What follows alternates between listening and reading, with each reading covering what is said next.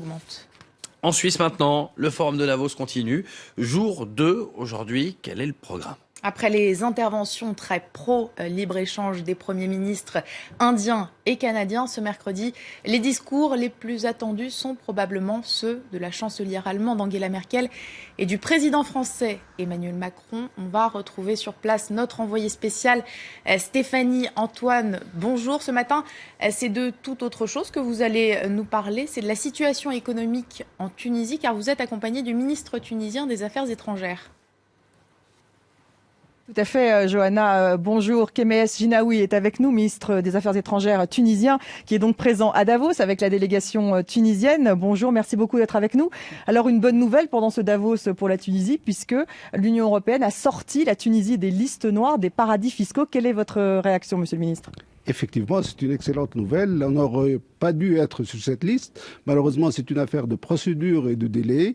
Et on nous a mis sur cette liste. On a tout fait pour convaincre nos amis pour que nous enlever. Ils l'ont fait. On les remercie. J'espère maintenant qu'on va continuer cette coopération pour se conformer aux conditions proposées par la partie européenne. Oui, parce qu'il y a en fait une négociation avec l'Union européenne en ce moment et la Tunisie pour un accord de libre-échange. Et donc, du coup, ça fait sauter un verrou que le fait justement de sortir la Tunisie de la liste noire des paradis fiscaux.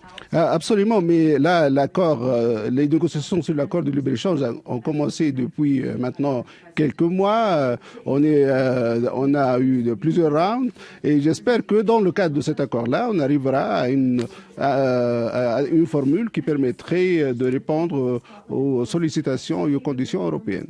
Alors, il y a eu beaucoup de protestations en Tunisie, des arrestations même la semaine dernière. Monsieur le ministre, comment comptez-vous satisfaire la population aujourd'hui, les Tunisiens ?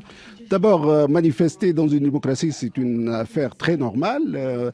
Ces jeunes-là qui se sont soulevés en 2011 pour réclamer davantage de liberté et de dignité, ils ont eu la liberté puisqu'ils s'expriment librement maintenant aujourd'hui, ils manifestent librement. Maintenant, c'est la dignité, il faut leur donner la chance pour être intégrés au niveau économique et donc leur donner surtout la possibilité d'avoir un emploi digne. La cherté de la vie, évidemment, tous les pays en transition l'ont connu.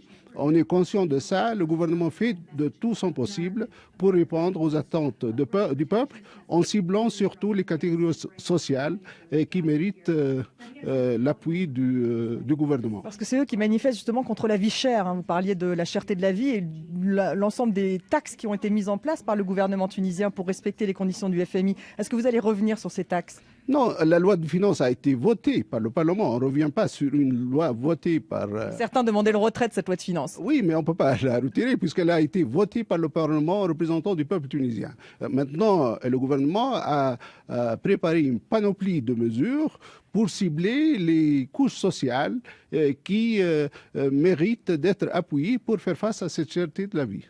Qu'est-ce que vous avez mis en place comme mesure justement qui puisse faire face à ces manifestations ? Mais vous savez, il y a pas mal de produits qui sont subventionnés de première base, première nécessité, des produits de base. Et ces produits-là, évidemment, le gouvernement a décidé de déterminer les familles et les personnes qui doivent recevoir directement une aide sociale pour augmenter leur pouvoir d'achat.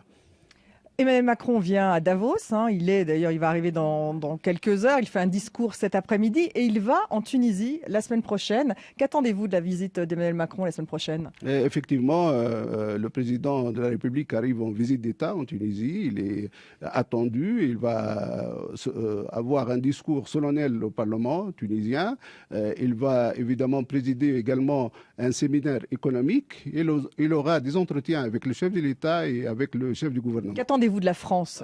On attend, la France est notre premier partenaire au niveau économique, au niveau politique, et donc on attend beaucoup de choses de la France. C'est-à-dire un appui direct à la Tunisie au niveau bilatéral, d'abord augmenter les investissements, et puisque la Tunisie a effectué plusieurs réformes pour rendre le pays plus attractif en matière de partenariat et d'investissement. Ensuite, Donc vous voulez des investissements français ? Absolument, et on a préparé plusieurs feuilles de route fixant les axes de la future coopération qu'on souhaiterait entreprendre avec la partie française. Merci beaucoup, Kemees Jinaoui, d'avoir été avec nous. Merci beaucoup. Merci beaucoup Stéphanie, Antoine. Je rappelle que vous couvrez pour nous cette semaine le forum de Davos et qu'on vous retrouvera dans toutes nos éditions tout au long de la journée.